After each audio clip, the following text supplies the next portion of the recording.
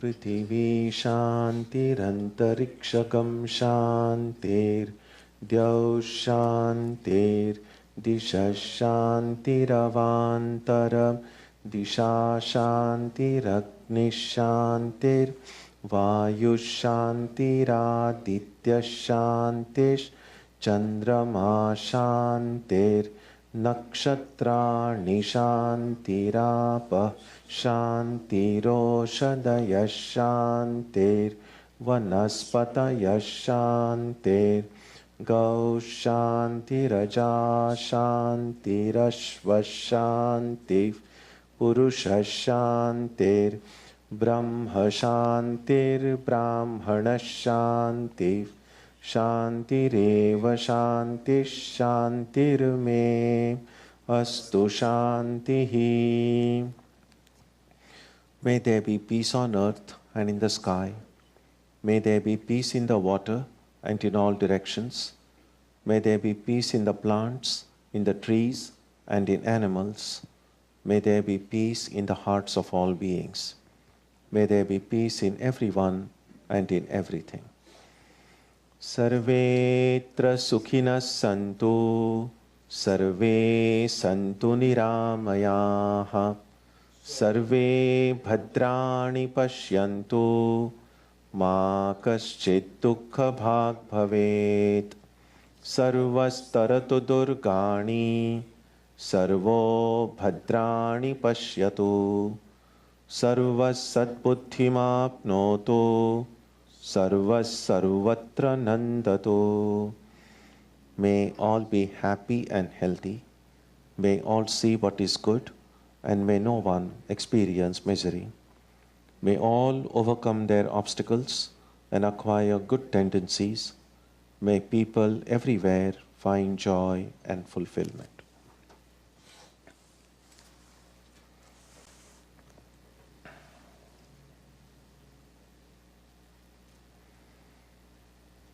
Let us now spend some time touching the center of peace and joy in our hearts.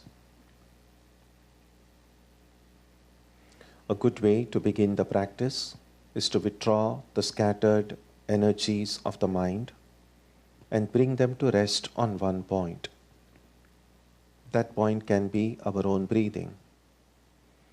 Let us therefore practice breathing with awareness.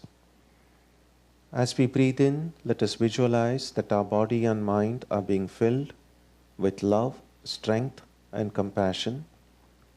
And as we breathe out, let us release all the stress, anxiety, and exhaustion in the body and mind. Let us practice this way for a while.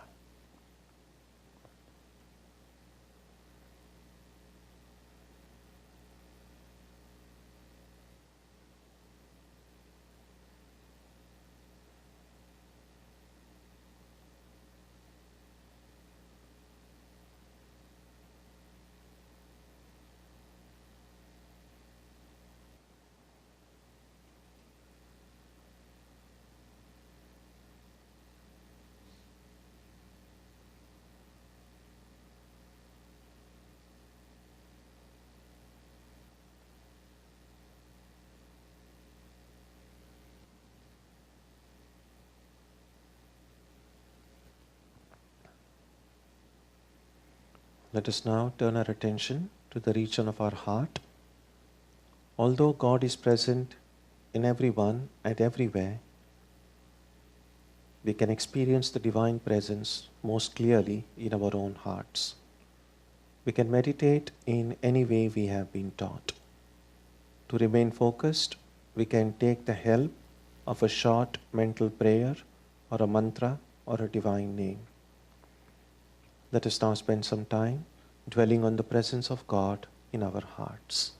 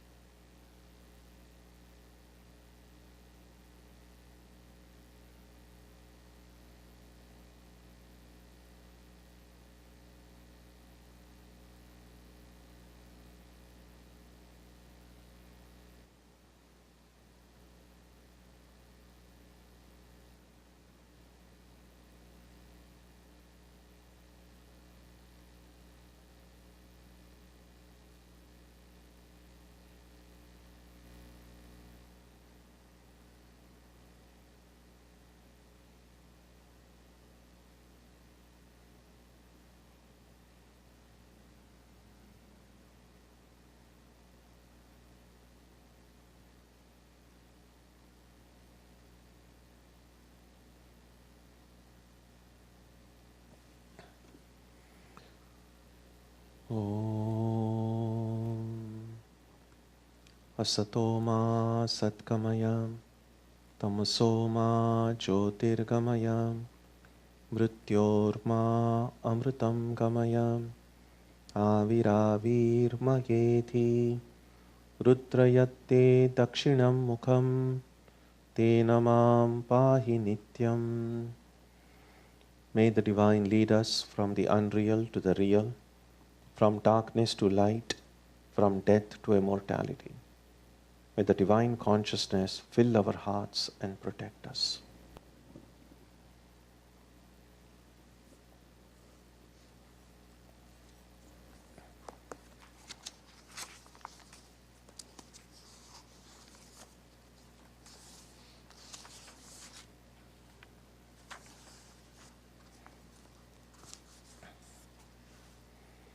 We begin today on verse number 14.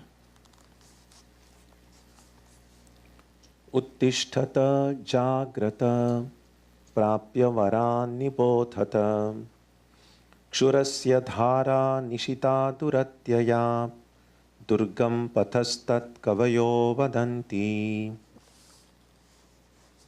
Arise, awake, realize that Atman, having approached the excellent teachers, like the sharp edge of a razor is that path, difficult to cross and hard to tread, so say the wise. This was one of the very favorite verses of Swami Vivekananda. We find him, especially these first two lines, Uttishtata Jagrata Prapya Varan Nibodhata, in his letters, in his lectures, in his conversations. And he gave exactly a literal translation of this when he said, arise, awake, and stop not till the goal is reached. So what exactly is meant, besides being an exhortation to be up and about? What does the Upanishad mean when it says Jagrata, be awake? Are we not awake now? And clearly, yes, in a relative sense, we do pass through the three states of waking, dream, and deep sleep. And so we could say at least part of the day we are awake.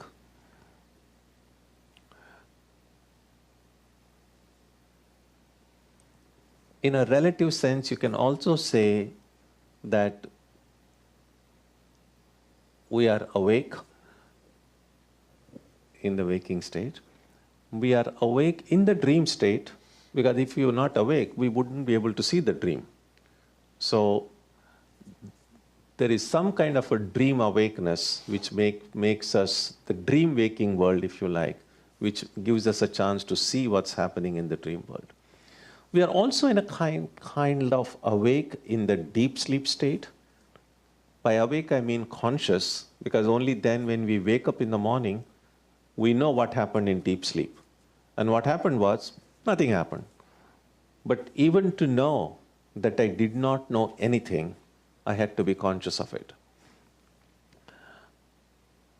So in one sense, we could say that consciousness is present in the waking state, in the dream state, and in the deep sleep state as well. Unfortunately, that consciousness which is present in the three states, we are unaware of most of the time. Because what we are aware of are the objects illumined by that consciousness. So in the waking state, I'm able to see this entire world, all the objects in the world, because I'm conscious. I am conscious of the things I see, but I'm not always conscious of my consciousness. Same is the true in the dream state. I am conscious in my dream state, because of which I'm able to experience the dream. But my mind is so taken towards the objects of my perception that I'm not aware of the consciousness which makes that perception possible. Same is true in the deep sleep state. So when the Upanishad is saying wake up, what it really means is wake up to that consciousness which is making all experience in the waking state, in the dream state, and in the deep sleep state possible. And unless and until we become awake to that underlying consciousness in the three states, we are still asleep. So if sleep is defined as a state of forgetfulness, and that is what it is. When do we say when I'm asleep? When I switch off the light, lie down in my bed, I still know who I am, unless I'm suffering from dementia or something. But in a normal state, I know who I am, I know where I am. And then, after a few minutes, I suddenly no longer know who I am. I suddenly no longer know where I am. And that's what sleep means. So sleep is a state of self-forgetfulness. From a spiritual standpoint, we are not aware of our true self in the waking state, in the dream state, and in the deep sleep state. So from that higher standpoint, we are all asleep now, even now. There is an Upanishad called the Aitareya Upanishad, which says that there are three kinds of dreams: waking dream, dream, and deep sleep dream. So their dream is defined as seeing something that is not there. Because that's what the dream world is. Why are we able to dismiss dreams as, oh, that's only a dream, don't take it seriously? Because we saw something that was not there. Now we are able to understand the unreality or just appearance of the dream that we see at night. But we are not able to apply that same principle to what I see now or what I experience in deep sleep. But none of those things in these three states that I see, I'm seeing the truth. And that is why all of these three states could be said to be just three kinds of dreams. Swami Vivekananda extends this experience of the three states to saying our entire existence in the state of ignorance can be seen as a series of dreams, one dream following another dream. So, in the terms of states, there is a waking dream, dream, deep sleep dream. In terms of time, you could say there is a daydream, there is a night dream. There is a summer dream, there is a winter dream, there is a spring dream, there is a fall dream. Just series of dreams. Birth is another dream. You dream that you are born. Death is another dream. Going to a heaven, another dream. A hell experience, another dream.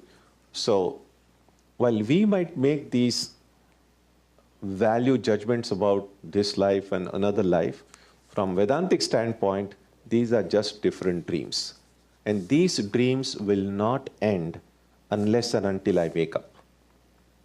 So until that time, this is one long series of dreams that we are watching. And it is from this state of dream that the Upanishad says, arise, awake. So being awake is being awake from these dreams.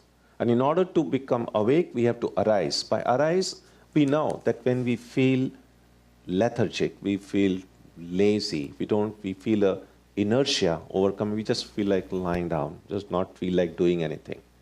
And then the best way to overcome that is, if you're lying down, just get up from your seat.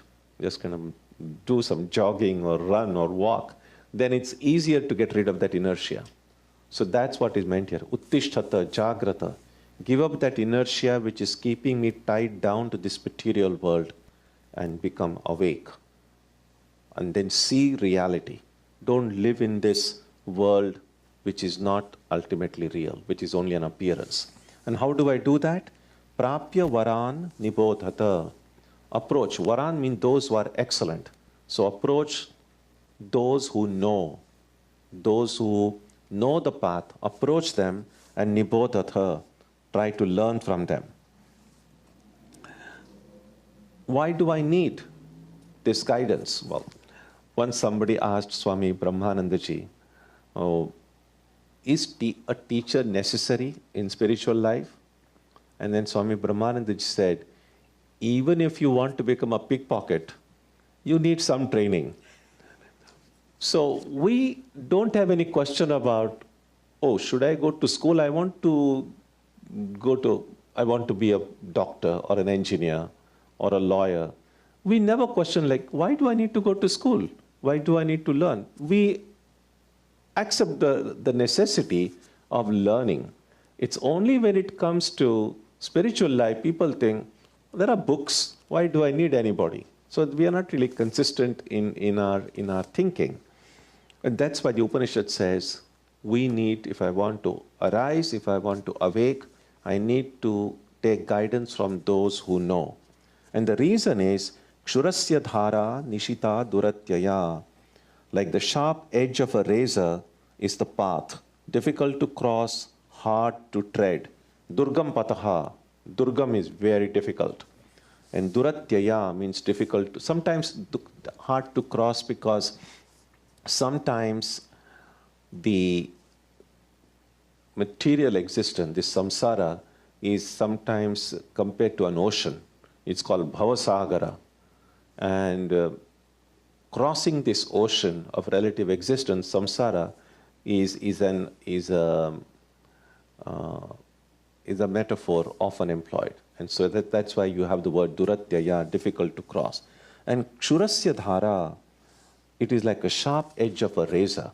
We know that if the road is broad and nice, then it's easier to walk on. Sometimes when you're driving, and if the lanes are very narrow, you know it's tough, especially if there is a lot of traffic coming from the other side, and there are very narrow lanes.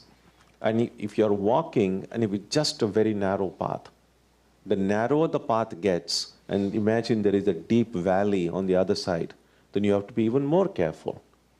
And if the path is as sharp as a razor, that really makes it tough. Why is this analogy given? The reason is, one careless step and we just crash down. Luckily for us, there is never anything in Vedanta. It's like you crash means or like you're doomed for eternity. That scenario is not there. But every time we fall down, we are hurt. Our progress gets stalled. And those of us who have tried to take spiritual life seriously recognize the difficulty. That when you read the Upanishad, when you've just finished your meditation, you feel charged up, you feel very uplifted, You think you are the child of God, you think you are the Atman, and then you have to rush somewhere to do shopping or go to work. And we know how difficult it is to just maintain that awareness. I am the Atman. I am a child of God. When we have people and circumstances around us supporting that identity, that self-identity we want to hold on to, then it's great. And that's why being part of a spiritual community helps. Because when you're part of a spiritual community, everyone is making an effort to see themselves. I'm a spiritual seeker. I'm a devotee. I'm a child of Holy Mother. And because there are a group of people who are holding these similar aspirations, and then you move and talk and work with them, at least during the time you are with that Sangha, that community, it becomes a little bit easier to preserve that self-identity. But then you go out into the wide world and you want to hold on your mind, I'm the Atman, but nobody around you treats you as if you are the Atman. And then it becomes very difficult, because then it's just like you against the world. So the perception of the people around us and our own self-perception, if they are not in harmony, if they don't tally, then it can be very stressful, because you are trying to think of yourself as say, a devotee, and other people treat you not as a devotee. And if we are not strong, if our willpower is not strong to hold on to that self-identity, then we kind of get sucked into the way the world treats us or the world looks at us. And that can create difficulties, but that can also take us away from our own self-identity. And then, of course, when you return home and then you again try to sit for your prayer and meditation, what we are trying to do is recover our own identity, and it can sometimes become difficult. So what we need is a method or a practice which will help me cultivate an identity which reminds me of my own spiritual ideal in some way. And there is no just one uniform, universal way to do it. For some people might find it easier to see themselves or remind themselves, I'm a child of God. Some people might find it easier to think of themselves, I'm the Atman, I'm spirit, or I'm a spiritual seeker, I'm a devotee. That it can vary from person to person. But if we can consciously try to hold on to a spiritual identity, no matter where we are, no matter how often we forget it, instead of getting discouraged, every time you forget it, okay, hold on to it again, and then again after a few minutes you might find you have forgotten it, again hold on to it.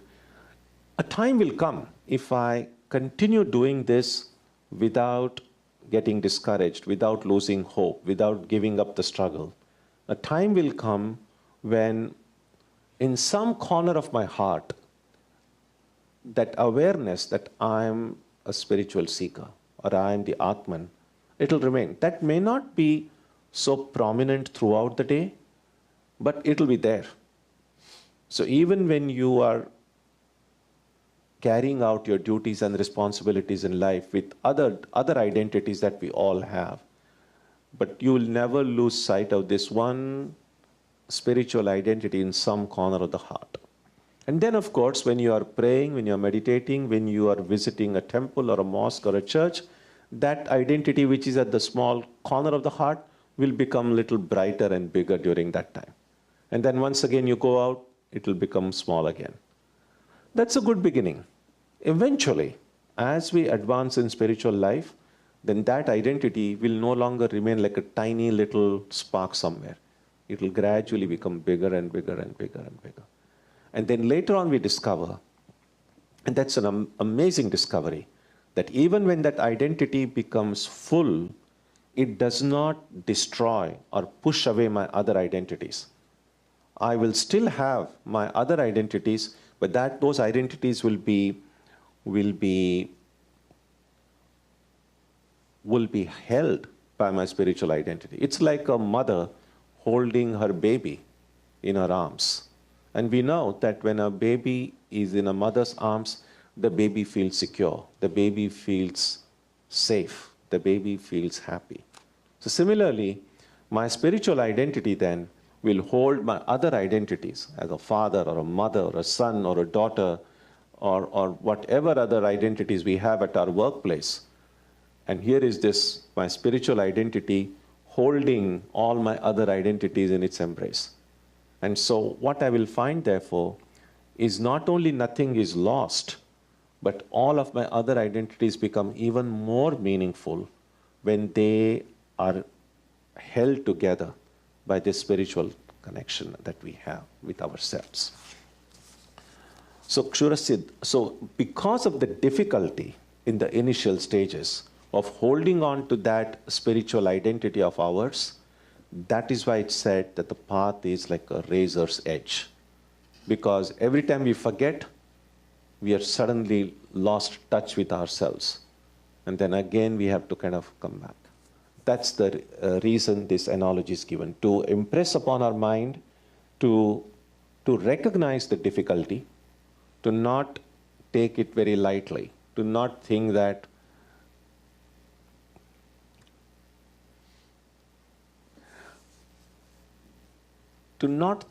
spiritual life is a part-time recreation, if you like. It might begin, our spiritual life might begin by our devoting a little bit of our time and energy to these practices. But eventually, we will see that to be authentically a spiritual person, I cannot then make it just a once-a-week thing. If I'm just like to be an authentic human being, I'm a human being 24/7. Along with the other things that I am, I never stop being a human being. So I can be X, Y, Z things, but all through those things, I'm still a human being.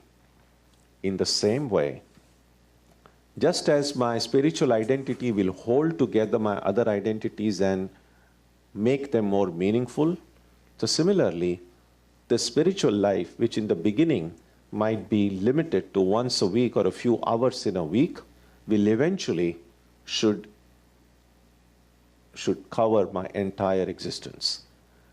Now, does that mean the other aspects of my life will suffer on account of that, or will be pushed out? Absolutely not. What it will do, just as it did in the case of identity, my spiritual life will hold together all the other duties, responsibilities, all the other secular parts of my life that I have. They'll all be enveloped by my spiritual identity. So I'll continue to be a son or a daughter or a father or a mother, whatever other identities I have, but all of those identities then will be infused with my spiritual identity as the underlying thing. So just as I am a human being now wherever I go, I will be a spiritual seeker wherever I go. And that, once that happens, or the closer we get to that ideal, we realize, therefore, then spiritual, we use the word spiritual practice. The word practice implies it's something to be done at some point, at some specific hours, and so on. But eventually we realize spiritual practice is rather a limited term. It's real spiritual being. It's just being spiritual. Just like we don't think, oh, I have to practice being a human being. Oh, what practice are we doing to be a human being? We'll say, well, I'm just a human being. Whatever I'm doing as a human being. Exactly in the same way, I just have to recognize I'm a spiritual being. If I'm a spiritual being, whatever I do with the consciousness that I'm the spirit, you like it or not, that will be a spiritual practice. Because if I do something that a spiritual being shouldn't do, then at that time I won't have that identity of a spiritual being. And therefore that won't be spiritual practice. So when the things that I do with the full awareness of my spiritual identity, that then becomes the spiritual practice.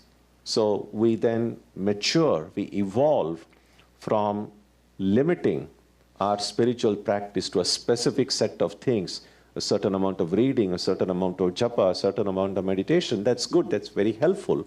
But eventually, that must come and take over the whole thing without hurting, without pushing the other aspects of my life. And it won't. That's what we see. Many of these great enlightened ones that we see, some of the great saints, their entire lives are filled with spiritual awareness, and we find that they could do amazing things in that awareness. So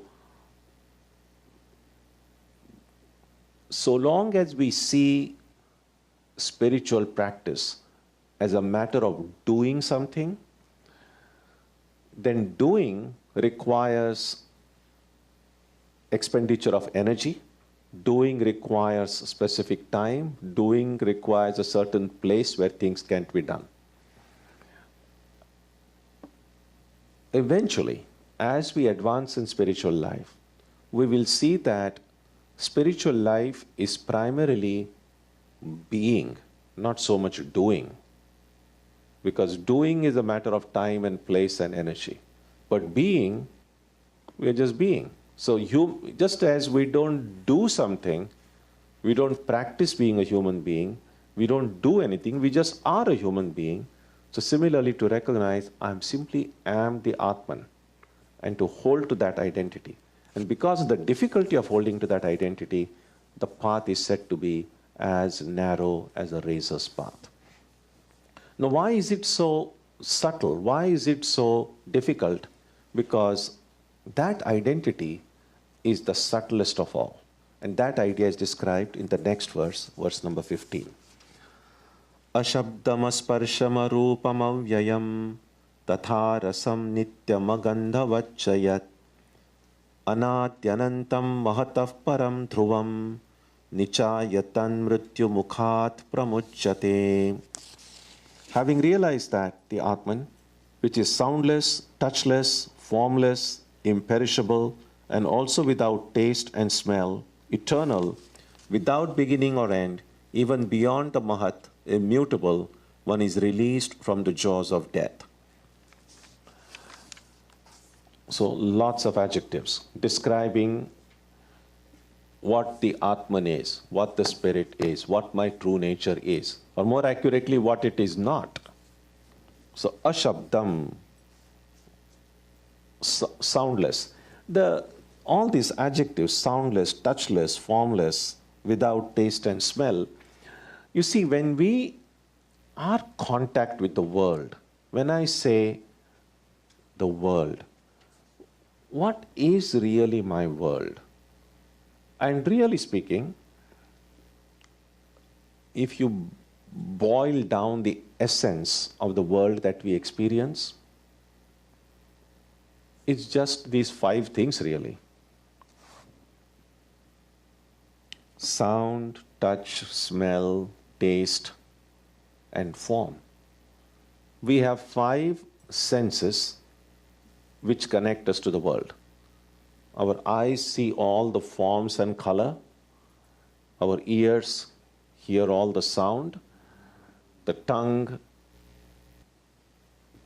captures all the taste. The skin, it's all the touch. And what else is remaining? Huh? Eyes. Oh, no. Yeah. So all the fragrances, all these things to the nose. That's essentially the world. It doesn't sound so attractive if you just put it in terms of, essentially, that's the world. And if any of these senses stop functioning, that part of the world is shut out. If I close my eyes, all the forms go out. If you just put some noise-canceling headphones, all the sounds are shut off.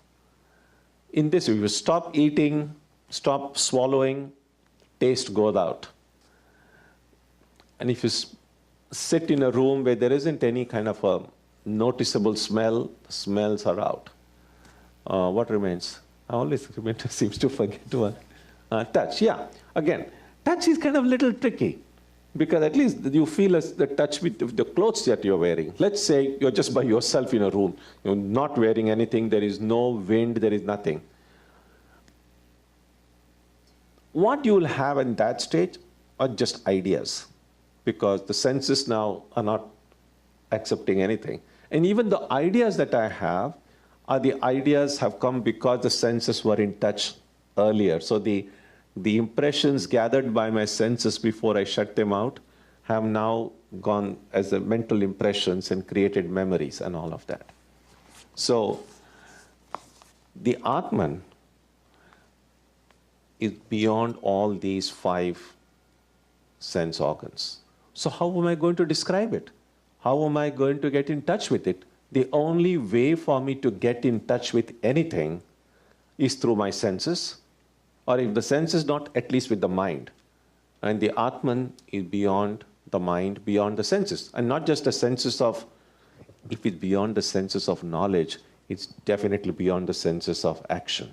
The senses of action, like I can't grasp it. So neither my hands can grasp it. So I cannot describe or grasp the Atman with my body. I cannot grasp or understand or describe the Atman with my senses. And of course, my mind, it cannot be conceptualized because the mind can work only with forms, sounds, and all of that. So beyond concepts, beyond any of the sensory input. That is why it is so difficult. And that is why trying to hold on to it is like walking on the razor's edge. And if anybody can do it, then such a person is released from the jaws of death. And the jaws of death really is nothing but remaining identified with the world of matter. Because material things, death is inseparable as long as my identity is material. Because matter, when particles of matter come together, they compose to form some object. And so that's composition. And whatever the force that held these particles of matter together, when that force is dissipated, then those particles go away, that object disintegrates. So composition, decomposition. That's essentially it. So if my identity now is connected with this body, which is a material object, made of material particles, there are things that have come together, these atoms and molecules and whatever way you want to conceive of these particles. As long as these particles are held together, I will feel, oh, this is me. But at some point, these particles are no longer going to be held together. That's why we read, from dust you came and to dust you return. Or what remains after cremation or burial, just a heap of ashes or a heap of dust. So if my identity is connected with that, of course there's going to be fear. Of course there's going to be stress. We shouldn't be surprised at all. But same thing with regard to the mind. Mind is material too, and mind is completely changeful. Not only from one period of life to another, but even in the course of a single day, we feel one way in the morning, a different way in the evening. So the mind is so changeful that it's an unreliable partner. And it's not just a partner, because a lot of times I think that's me. And so as long as my identity is connected with my body and mind, that's like virtually dying every moment.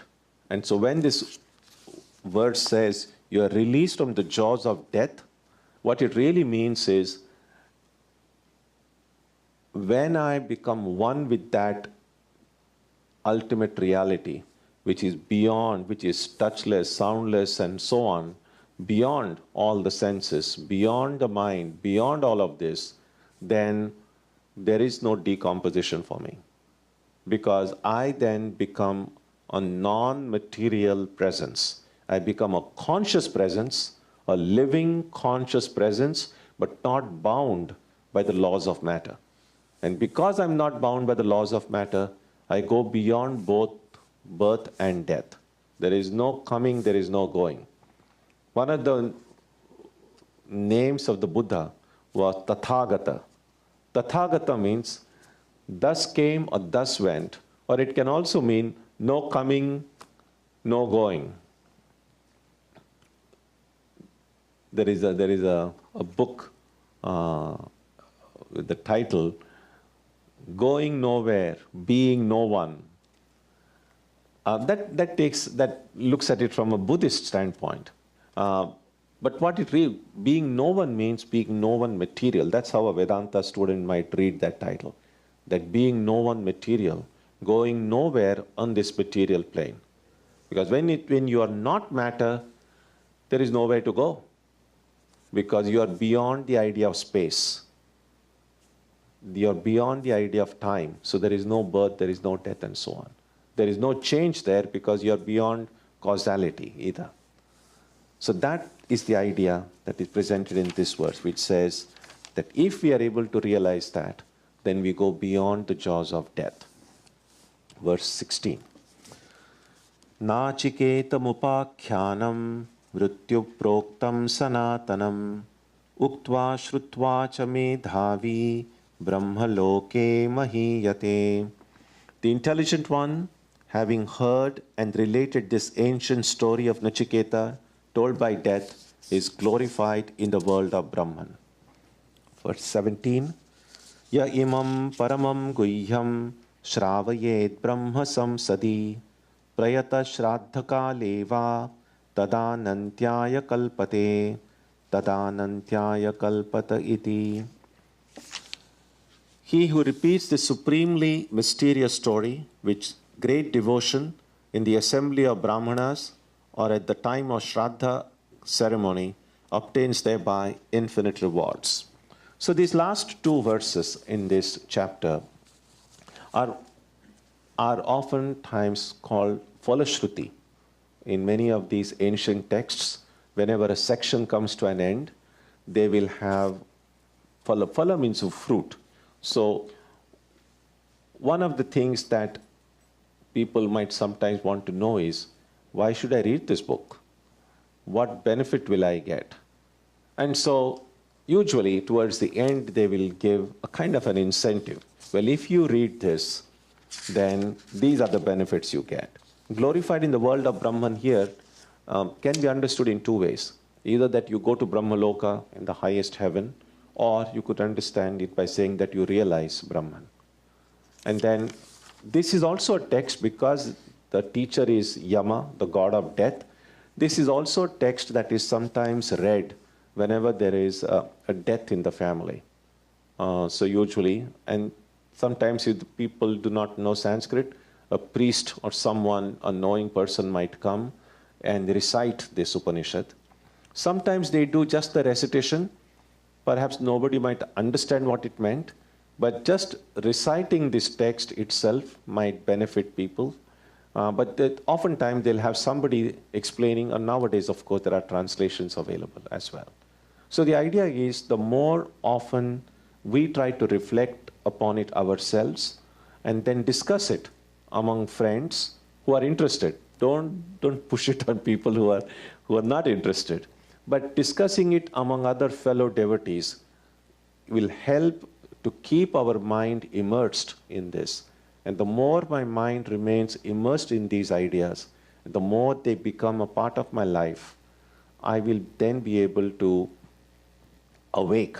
I'll be able to arise and awake from this long slumber of ours and then become free from the jaws of death.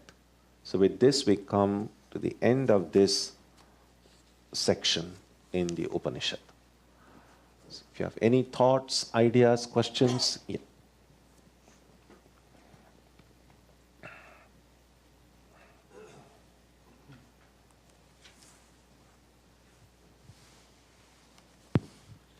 Swamiji, for some individuals who've experienced physical trauma, this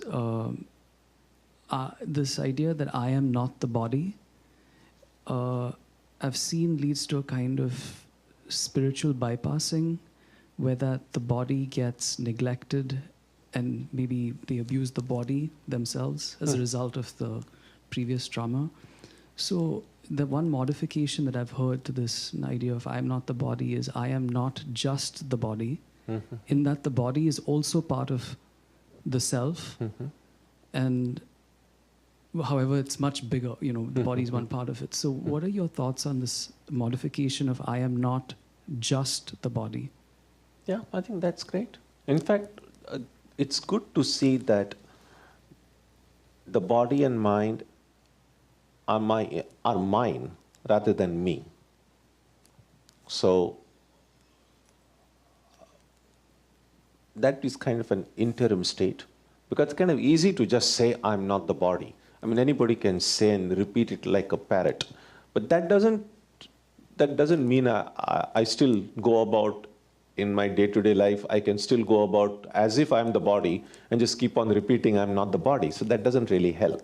But what would be a practical thing to do is to say the body is my instrument. This body is mine.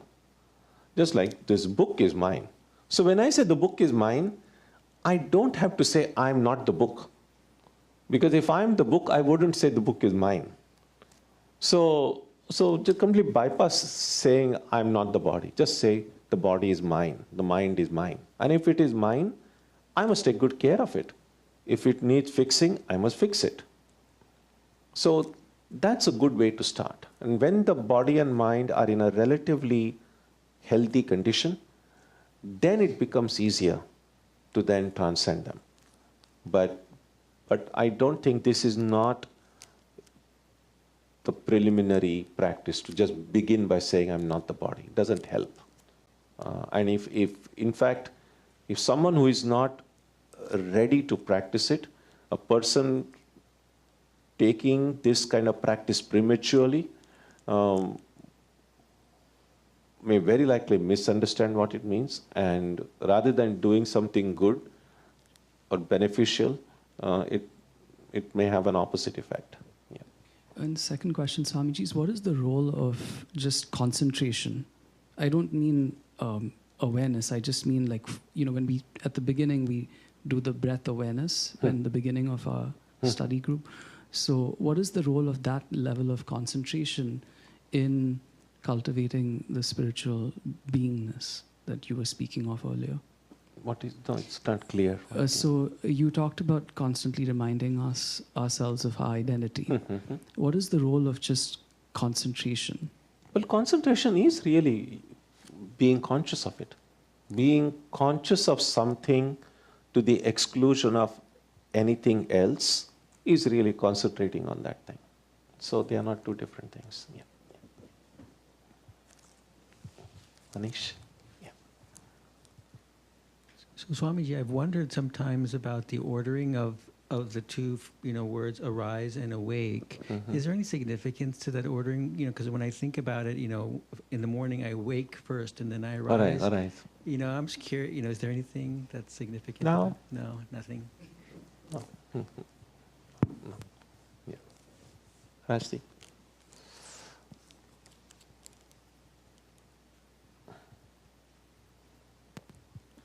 Swamiji, can we be conscious of the Atman as well as the objects at the same time?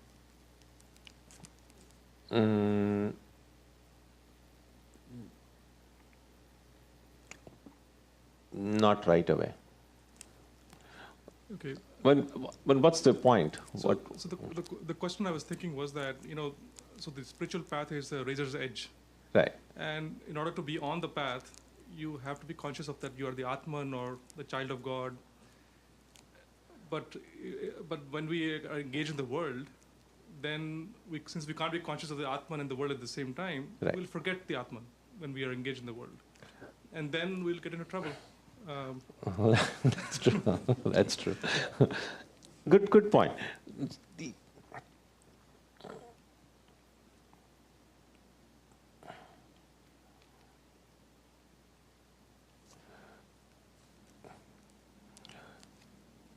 The example that sometimes that comes to mind is the way you are seeing the world and the way you are seeing the Atman are two different processes. Because you're not seeing the Atman with your senses, because we have just seen that it's beyond the senses. So seeing the Atman really means recognizing your identity as the Atman. Now, even as you go about into the world, you have presently your identity as a human being. Now, every moment you are not like, I'm a human being, I'm a human being. You are already a human being. But depending on the context, so when a person is standing in front of, say, his or her children, that time you are aware of the child in front of you, but you are also aware of your identity as a father or a mother. So depending on the object, the corresponding identity automatically is there all the time, but you don't have to be like simultaneously. You're not, see, it's like this. When a father is standing before his son, the father is seeing the son, the father is aware that I am the father, but the father is not seeing the father and seeing the son in the same way, because the father is he himself. So that's the thing, that if I'm the Atman experiencing the world. So I'm not seeing the Atman the way I'm seeing the world. So it's possible to do it. But I said not right away, because first we need to have the experience of the Atman as Atman before even bringing the world into it. Because otherwise, the world itself becomes a distraction. That's the reason when we meditate, we close our eyes, we shut the world out. So once we get that experience of that higher experience without the world interfering in it, then that experience lingers longer. And then when you become aware of the world, that experience might get a little bit dissipated, but something of it remains. And the more I'm able to experience it without the world, gradually then that experience persists even when I'm experiencing the world. So it won't happen right away, but over time, it's possible for it to do. It will never happen. It's never say never, but this is the state. Swami Tyagananda, in his life of Ramakrishna, he calls his state Bhavamukha. So he says Ramakrishna as an avatar reached that state on the threshold of being and becoming, by which he was fully conscious of this one infinite reality, undivided reality, and fully conscious of this world. Now it is standing at that threshold that these prophet and incarnations are able to help the world without ever losing sight of that one undivided reality. So it's a pretty high state. And that's why I said never, because as the books describe it, this is something that happens in their state. Now in the case of lesser beings like us, it's not that it can never happen or will not happen. Perhaps it may not happen to that intensity as it happened in the lives of these great ones. But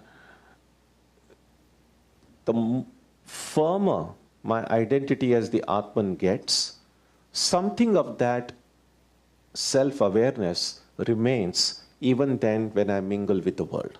And so it will happen, but it will take time.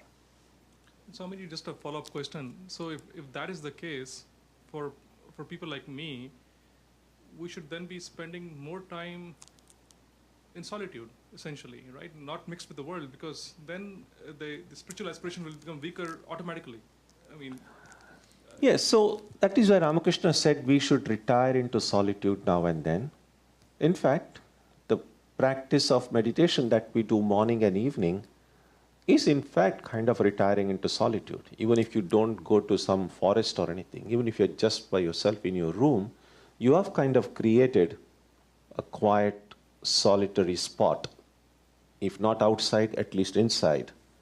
And the more you're able to dwell in it, it's not so much a function of the length of time as the intensity of the practice, the quality of meditation and practice.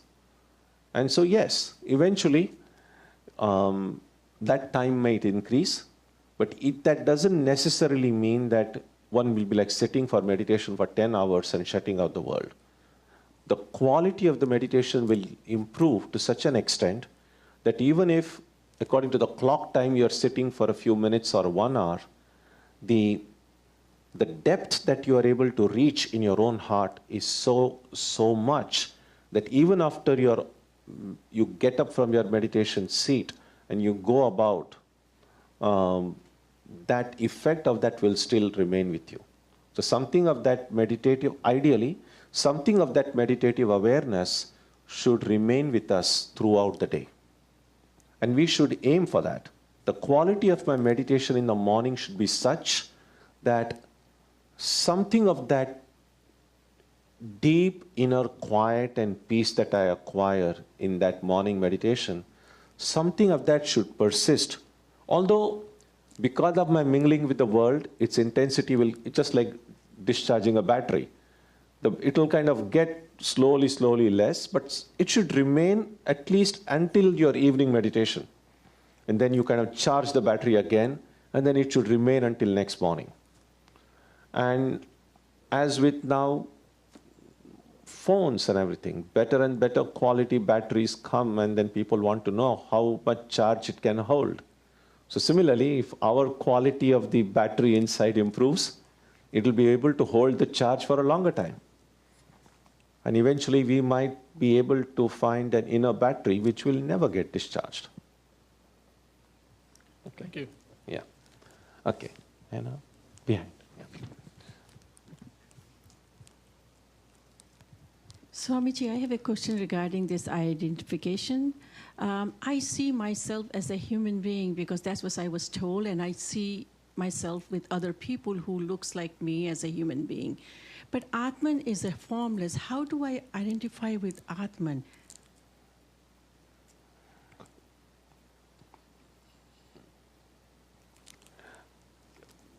To cultivate a spiritual identity, Atman is not necessarily the only way to go about it.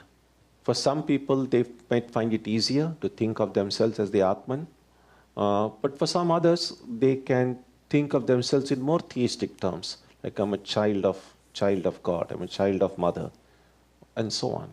So if one way in the beginning we find that it's difficult to think of oneself that way, we can find many other ways of doing it as well. So how to do it is kind of difficult to explain, except that we have a lot of choice. And we need to find that depending on one's own way of thinking and one's own way of relating to God, we must find a way that comes naturally to us, I think. Yeah.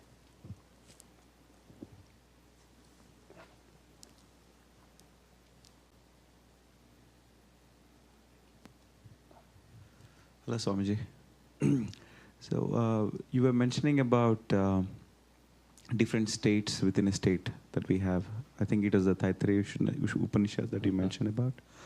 Could you please explain once more, like say for example in the awake state we have awake, dream and awake deep sleep. And the dream probably has 3 different states again.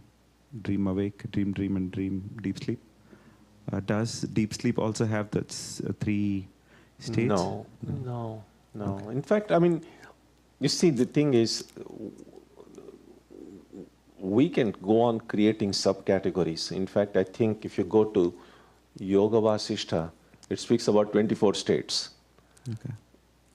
And yeah, so if anybody's interested, you can kind of go it, but I don't, and my feeling is that creating more and more categories complicates the picture too much, I think. I mean, three states itself is complicated. Yeah. So I do not find it personally very helpful, but there are people and there are books which have kind of dissected it further and further and further. But since our effort is to kind of see that all this is in appearance, I don't find it particularly helpful to go deeper into it. But some people might. So, but there are other books. Maybe if you take a look at Yoga Vasishtha, it has some things related to that one. Thank you so much. You're welcome.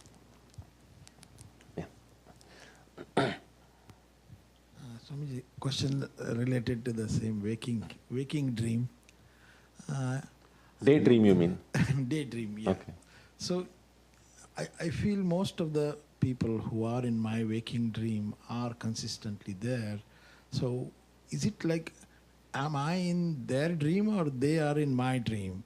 Or we both are in some other's dream? Because we are all consistently there. Very good question. So, because I think it's a good question because we have to ask whose dream is it? Because if it is somebody else's dream, you have no control over it. That person has to get up. You are just an object, right?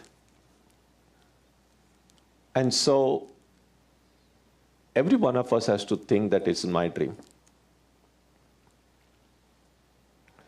Okay, let me give you another one thing. And you need some creative imagination for this, okay? So now this infinite Brahman, undivided, infinite, it's all that exists. Imagine that this Brahman somehow fell asleep, okay? And what happens when anything falls asleep? They forget who they are. So this Brahman has forgotten, I am Brahman. This Brahman who is immortal, infinite, has forgotten I am immortal, infinite. And therefore, Brahman starts dreaming. And when Brahman starts dreaming, this whole universe has come from Brahman's dream. Now, just as when you and I go to sleep and we dream, the real me is asleep, dreaming. But in my dream, I see myself. In my dream, I see many people. And among the many people I see in my dream, I see one person in my dream and say, oh, that's me, right? So now the real me is asleep, dreaming. There is somebody I see in my dream and I say, that's me. Okay, so there are two me's now. One me who is asleep and dreaming, and the other me I see in my dream. Correct? Now go back to Brahman asleep. Brahman is sleeping, Brahman dreams. This whole universe has come. And then Brahman looks at one person in that dream and says, that's me.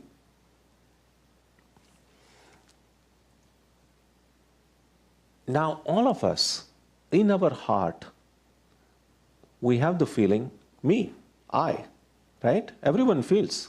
That's what being awake means. The sense that I am me. Now that me that every one of us is experiencing is really that Brahman who is asleep experiencing it. So our ignorance is, I think my me is me experiencing it, but it is really the Brahman who is experiencing, Brahman who is asleep is the me that I'm experiencing is the me of Brahman who is asleep. Does that make sense? Yeah, So it is your dream. Yeah, but even other person can wake the What Brahman others? up. What other? Which others? Brahman is the only one who is asleep. There is no others. Other creations of the Brahman's dream. Who cares? When you go to sleep, I see them real too. Like so my what? wife, my children. But you see, I mean, in your dream every night, you see other people too. So when you wake up in the morning, do you worry about them? Because they don't even exist.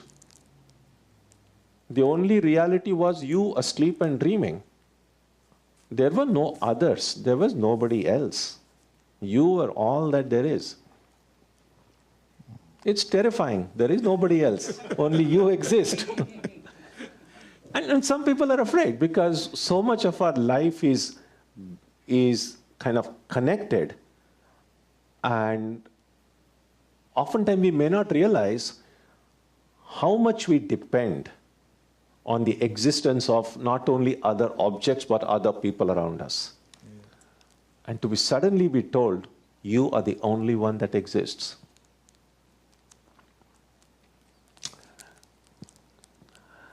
If that's terrifying, then maybe don't push yourself too hard until you become too strong. We need Swamiji to tell it's not color. Thank you so much. Welcome.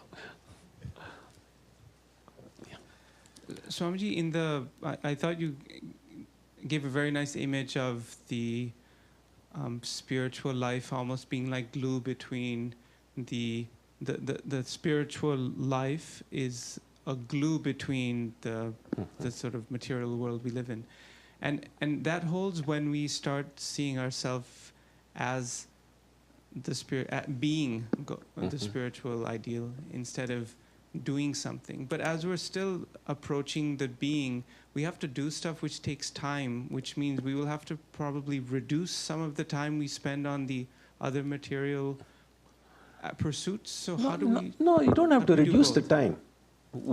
Doing, as I said, doing takes time. Being doesn't take away any time. So you can still do what needs to be done, but you can do those things while being a spiritual seeker. But don't I have to get to the state of being? At this point, I still am No, doing. I mean, what other thing is needed is just remind yourself as often as you can, I'm a child of God. I'm a devotee. And just do what needs to be done. Now, the problem will come only when what I'm doing is incompatible with my identity as a child of God. That time there would be a conflict. But so long as I'm doing what is right and what is good, of course, a child of God will always do what is right and what is good. So that identity will not come in conflict with any of my so-called worldly duties, so long as they are either good or right. There's only going to be a stress if it is like, well, how can I be a child of God and yet be saying these things or thinking these things? Then there is a conflict. Ashish? Swamiji, is there such a thing as realizing a little bit of Atman? Oh, sure. No, yeah. No, it's... In fact, we have already realized a little bit of the Atman. One way of looking at that is, when we speak about Atman being Sat Chit Ananda, being existence, Sat is being, Chit, consciousness, Ananda, that eternal bliss.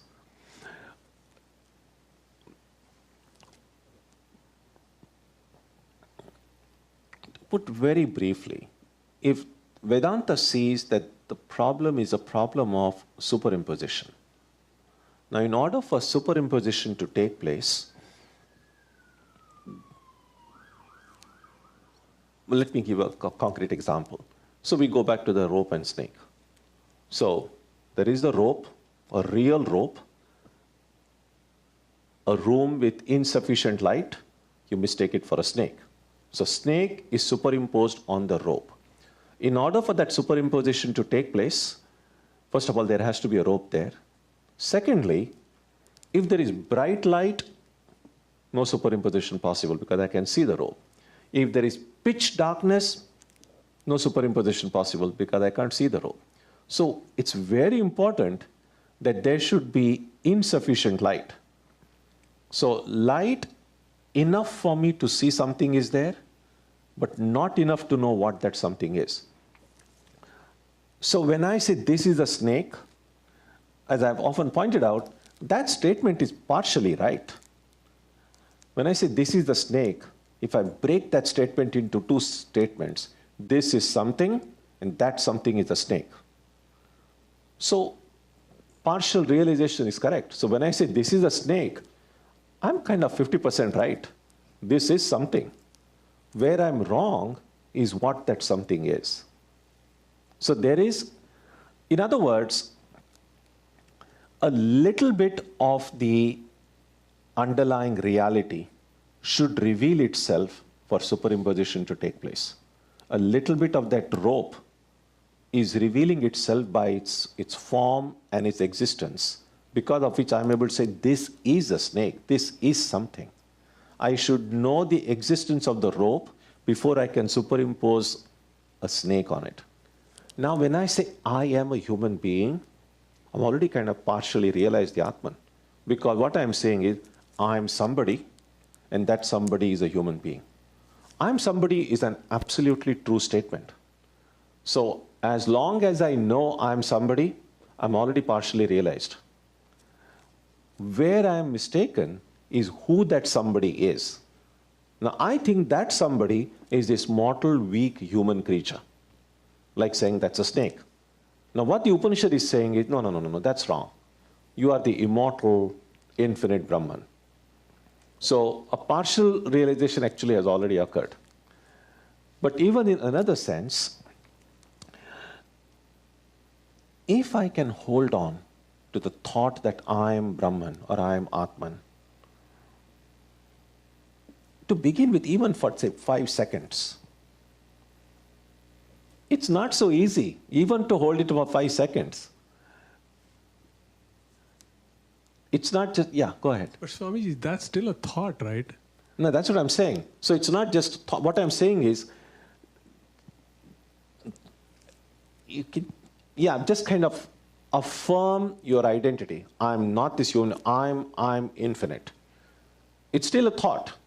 But how long can you even hold on to that thought before that thought gets shaken by something else? So if you can hold on to that thought for, say, even 5 seconds, or maybe over time then 10 seconds, or even half a minute, then you're already on your way. Because if I can hold on to that thought for, say, 5 or 10 seconds, and if I can keep on practicing that, and then say, over time, increase it, 15 seconds, half a minute, 1 minute. Eventually, as I increase my capacity to hold on to that thought and be consistent with what that thought implies, I am actually on my way. And so it's always good to take small steps at a time. Because I think, yes, through God's grace, anything can happen. We all can become enlightened any moment. Sure, no, I have no doubt about that. But on the other hand, to always be waiting for some miracle to occur. And miracles can happen, but they are not under our control. So until that miracle happens, why not I start practicing that? Yes, suddenly God's grace might come and I might realize I'm Brahman, but until that time comes, I'm going to say, let me see how much I can hold on to that thought in my mind. Let me see if I can hold it for 2 seconds or 5 seconds. And let me keep on doing this day after day after day after day. That's where we are. And eventually, who knows, it can happen. But yes, so to answer your question, I would say that is, although that's not the phrase that is often used, and sometimes it might appear like a joke, like partially enlightened, because Sri Ramakrishna says that when a room that is dark and you light it, the darkness doesn't go away bit by bit. Either there is dark or it's light. So I understand that. But I'm saying in practical terms, it is possible to see that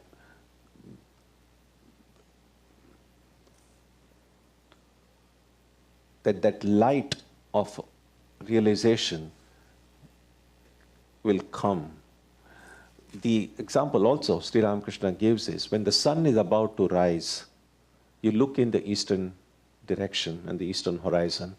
The sun has not yet risen, but you already see it's kind of become orangish and green, so you know the sun is about to rise. So the light of the sun comes above the horizon even before we are actually able to see the sun come up. So that's how I see as a kind of what we just calling partial realization.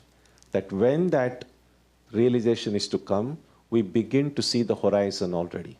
And that would mean that I'm able to hold on to that identity. In the beginning with a lot of effort, but with practice, it can gradually become more and more natural and spontaneous. Okay. Yeah. Irina?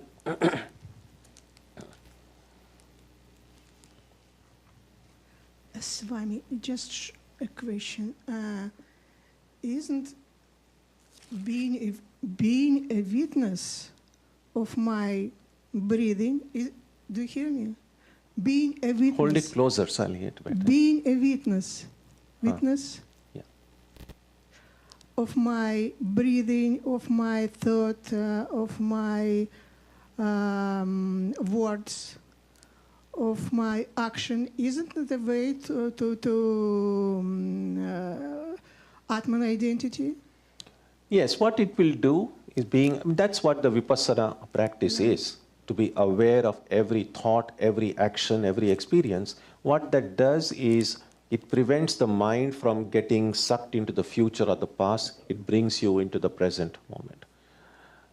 So that's definitely very helpful. But that should eventually bring, the point is, once my mind is completely in the present moment, when that mind, which is completely in the now, when that mind thinks about the Atman identity, it will be much easier for that mind to hold on to it than the mind which is being pulled in the two directions. So this is right way. This is the right way. Yes, it's absolutely very helpful. Thank you. Yes. So we'll stop here today, and when we meet next week, we will begin with the next section. Om Jananim Saradam Devim Ramakrishnam Jagadgurum Padapadme Tayo Shritva Pranamami Muhurmuhu.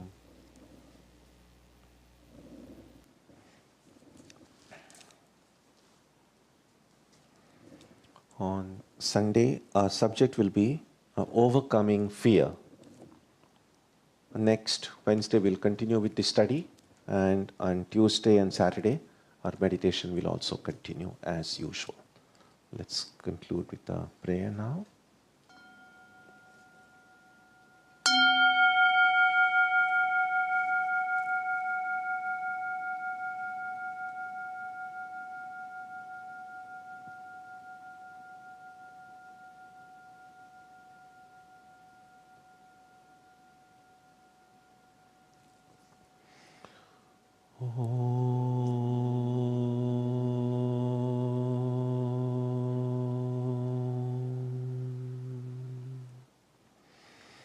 May the Divine Being, who is the Father in heaven of the Christians, Holy One of the Jewish faith, Allah of the Muslims, Buddha of the Buddhists, Tao of the Taoists, Ahura Mazda of the Zoroastrians, the Great Spirit of the Native Americans, and Brahman of the Hindus, lead us from the unreal to the real, from darkness to light, from death to immortality. May we be granted strength, freedom, and clear understanding. May we learn to see God in our own hearts and in everyone around us. May God bless us all and fill our hearts with gratitude, grace, and love. Om Shanti Shanti Shanti. Peace, peace, peace be unto you.